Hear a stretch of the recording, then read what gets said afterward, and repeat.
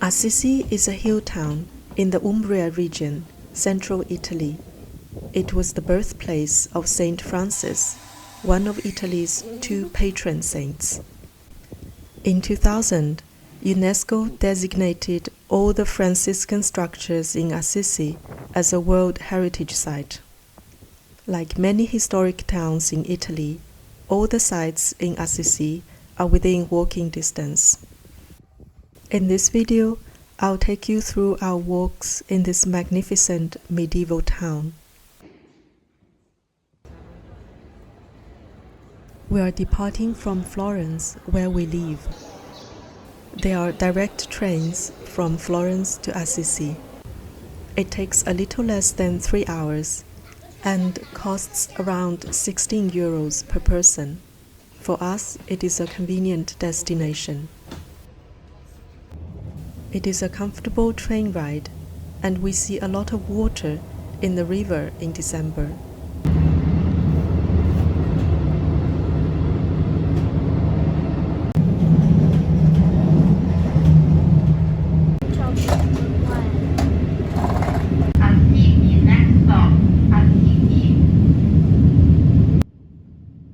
One can see the town of Assisi from the train. It is up in the hill. The Assisi train station is in the town called Santa Maria degli Angeli. It is about 3 kilometers away from the historic center of Assisi. We take a taxi from the station and quickly arrive at where we stay. The prominent structure we see is the San Francesco Basilica.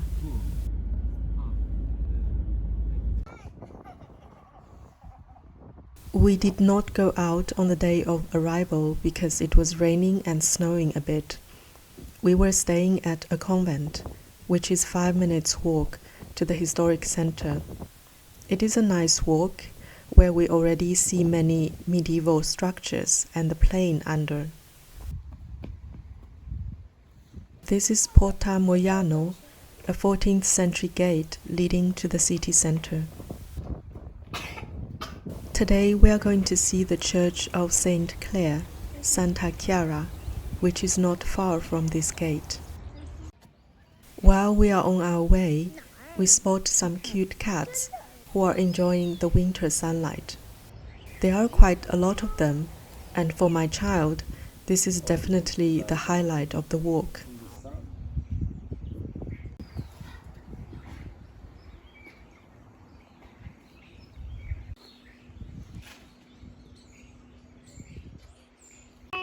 Bye-bye, Mommy. Saint Clare of Assisi was a close follower of Saint Francis. She founded the Order of Poor Ladies with Saint Francis. The Basilica of Saint Clare is built in the 13th century. It has a beautiful rose window on the facade. The interior is simple and bare, which I think is uplifting. Filming is not allowed inside the church. The church has a crypt which contains the mortal remains of Saint Clare. It is typical for the main churches to have a square for different activities. There is a Christmas market in front of the Santa Chiara church. We just spent time inside and around the church this day. From the square, we see the Rocca Maggiore castle on the hilltop, and turning around, you can also see the vast plain under. It is fascinating to see the plain from here, especially with the sound of church bell.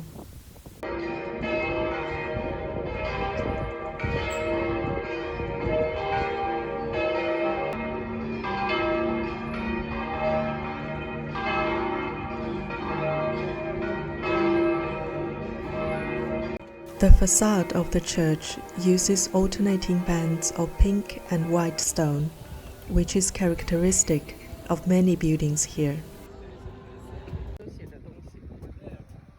3 large flying buttresses is the signature of this church. They were added at the end of the 14th century to reinforce the structure. I find it very special to walk through this path. I have to look up and around to fully take in the spatial design of the buttresses. Just next to this beautiful architecture is our favorite ice cream place in Assisi. It was recommended by a local person, and we would come here every time we come to Assisi. Since it's winter, we want to try the hot chocolate here.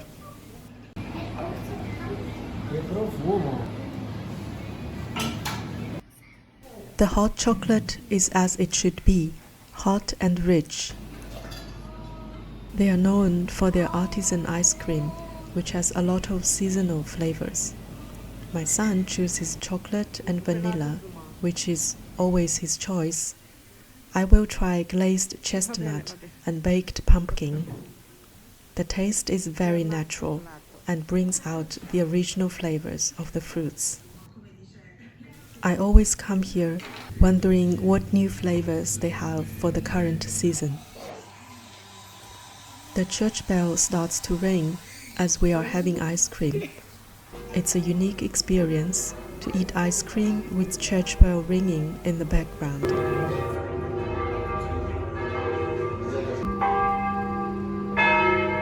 can see from this side. My son is drawn into a nearby shop by this huge pencil. It is a big space with souvenirs and all kinds of artisan products. The shop itself feels like a deep cave with a lot of things to explore. There are many shops like this in Assisi. We eventually got the big pencil and the delicate woodwork of music sign, since my son is learning piano. We go back to where we stay after this, as it feels windy and cold. We decide to take it easy the first day. We are fortunate to have more cat time on the way back.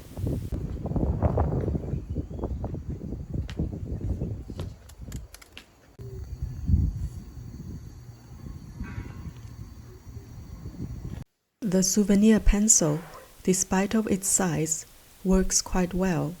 My son seems to enjoy it so much after we come back.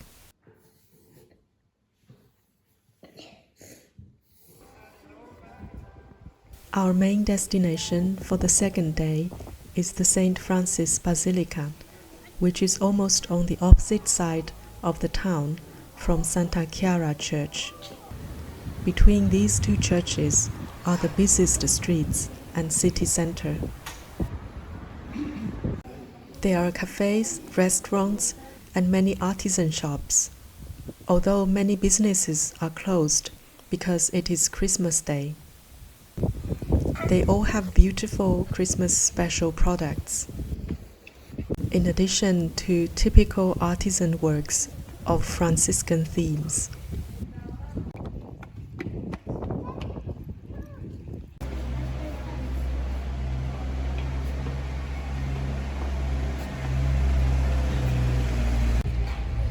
We are walking towards the town square. It is situated at the heart of the town and is built on the site of the ancient Roman Forum. This is the People's Tower, which is completed in 1305. It is used as the bell tower of the church next to it. The Temple of Minerva was built in 30 BC. It was transformed into the Church of Santa Maria sopra Minerva in the 16th century.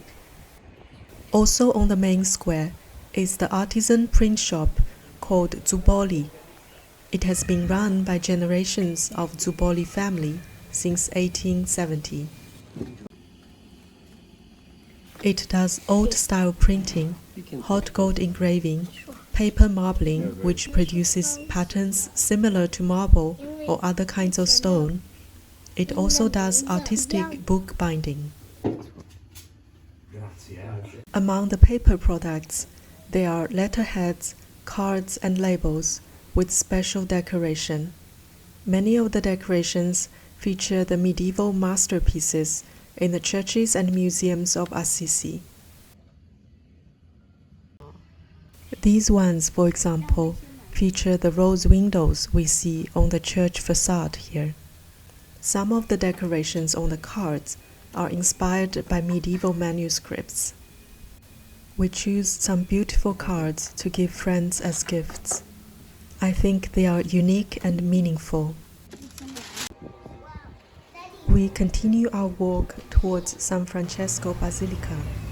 We see a lot of horchata, which is a special dessert from the Umbria region. Horchata means to rock or to twist. They come in different flavors and sizes. Another specialty here is St Francis bread. It's a kind of sweet bread or cake with raisin inside. Minecraft, on the other hand, is not a specialty from here, but is child-friendly and fit for the weather. On the way to the Basilica, we see a lot of steep side streets going up. The layout of the town constantly reminds you it is on a hill. We'll do some steep climbing tomorrow. Today it is more of a straight line. The numerous historical buildings along the road give an authentic old town feeling. We finally have the church in sight. As it is a long walk for a 6-year-old, we will rest a little in the café right in front of the church. It is called Bar San Francesco and has been here since 1947. The café itself is a kind of phenomenon. You can imagine, over the decades, so many pilgrims and tourists have rested here before or after their visit to the church. Sitting next to the window, it's fun to watch people coming and going all the time. They have elaborate decorations throughout the year, and some seasonal desserts for winter. People coming from all around the world sit down and have a coffee or tea here, and perhaps take a bite. We also choose to buy a seasonal gingerbread coated with chocolate. It's quite nice. With a few million visitors a year, the Basilica of San Francesco is no doubt the most famous site in Assisi. It is a massive 2-level church consecrated in 1253. A Franciscan monastery, which is called Sacro Convento, is attached to the church. The lower square before San Francesco Church has arcades dating back to the 15th century. The arcades provided shelter for pilgrims. They also used to host commercial activities. Walking up to the higher level, one can see the vast plain in contrast to the Franciscan structure. Like Santa Chiara, filming is not allowed inside the church. The interior of the church is long considered an artistic treasure. Both lower and upper churches have frescoes by famous medieval artists, such as Cimabue and Giotto. The upper church houses 28 frescoes depicting scenes from the life of St. Francis. The crypt under has St. Francis's tomb. These frescoes are among Italy's most famous artworks. St. Francis shares honors with St. Catherine of Siena as the patron saint of Italy. He is known particularly for his spiritual rigor, embracing poverty and the poor. He is also remembered by many, even non-Christians, as a lover of nature. While walking back, we are exploring narrow side streets going down to Porta Mojano. The town is 424 meters above the sea level. One of the things I enjoy most in Assisi is just to walk in the narrow streets, staircases, slopes, and take in the environment around me. This is what gives a distinct medieval feeling. The winding streets across the town open up to large squares in front of churches or the town hall. This is the case for the Santa Chiara Church and Square we visited yesterday, the central square of Assisi, the squares in front of upper and lower churches of St Francis Basilica, and the Cathedral of San Rufino we will visit tomorrow.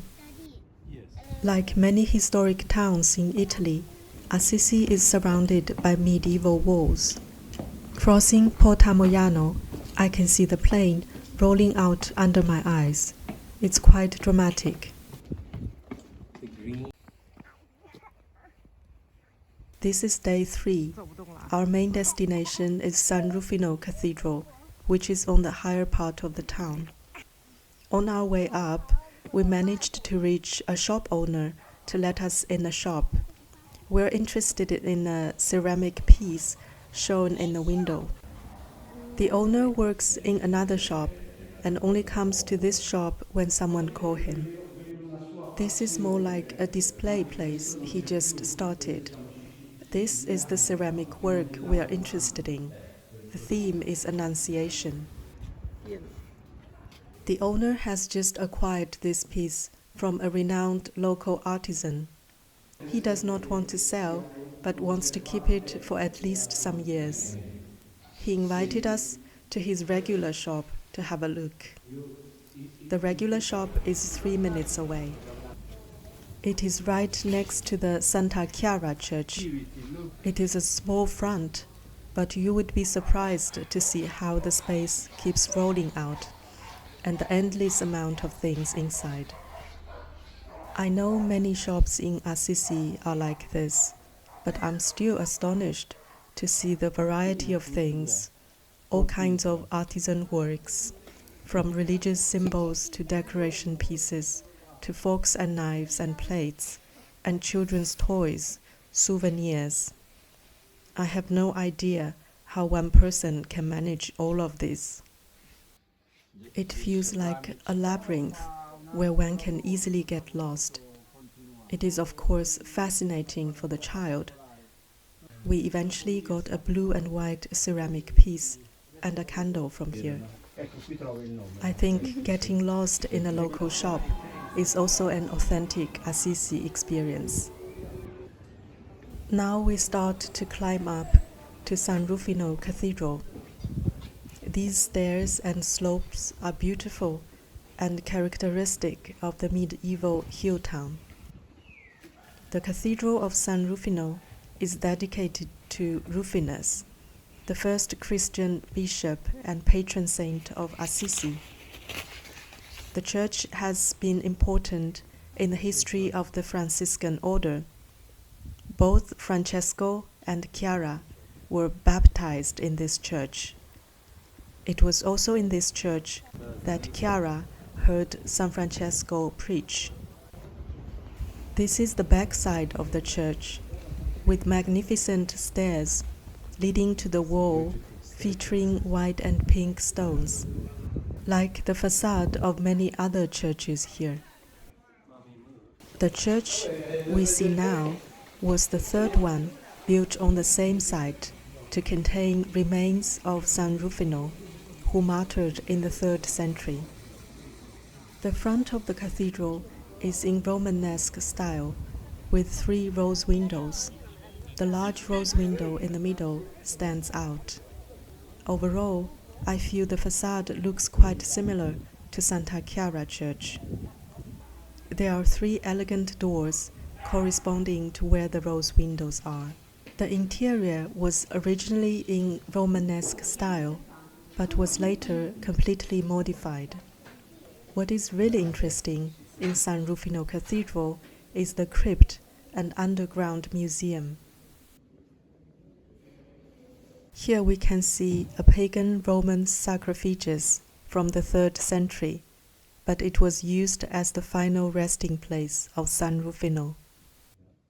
The underground world is bigger than I expected. There are narrow sideways which really gives an ancient feeling. The rustic walls are imposing. I can't help but walking towards the other end to see if there's anything.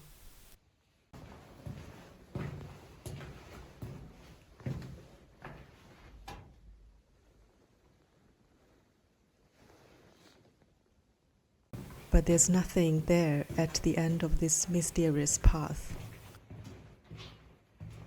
As I go forward, the space opens up. There are artworks and stone remains scattered in this ancient underground space. It is the Diocesan Museum, which was founded in 1941. It preserves precious artworks from the cathedral itself and other churches in Assisi. Some of the pieces in the collection goes all the way back to the Roman era. This triptych, for example, is from the 15th century. It depicts St. Francis and St. Sebastian alongside Madonna and Child. This is the big room behind, with diverse artworks on religious themes, including detached fresco panels on the right. The combination of artworks and ancient underground space is quite unique. It is not a regular museum because the architecture itself is also in display. Here they explain the history of several churches built on the same site over centuries. Now we are walking up to the ground floor. The stairway leads to the museum shop. The window of the shop has a great view of the plain under. One can also see the rooftops of some buildings here. The color of the tiles is characteristic of the roofs of Assisi. The shop has various interesting products. We got some pine leaf herbal tea, coffee, and hot chocolate bags. They also have nativity scene music boxes from Bethlehem and ancient music recordings, which is fascinating. Unfortunately, we don't have a CD player at home. They also have all kinds of designs around the rose windows of the main churches in Assisi, including earrings, necklaces. I bought a pair of earrings modeled on the rose window of Santa Chiara Church. And this wooden box is cleverly designed so that it has a flexible side and can be opened smoothly. It is simply a beautiful piece of artisan work. The rose windows really made an impression on us. Now we are taking our way down. I make sure to take a picture in front of the Santa Chiara Church with reference to the rose window. While going down, we're hoping to see the cats again near Porta Mojano. Fortunately, many of them are there having a feast. We managed to say goodbye to them before leaving tomorrow. The cats is another highlight of our visit. We are leaving Assisi today. In the taxi, we get a closer look at the plain we see every day up in the hill. Our 3-day walk has been at a slow pace or at children's pace. It's entirely feasible to cover the sites in 1 or 2 days and visit other sites like Roccamaggiore Castle. But we feel content. We were able to take in fully the medieval environment of Assisi, and we will come back for Easter. Thank you for watching, and see you next time.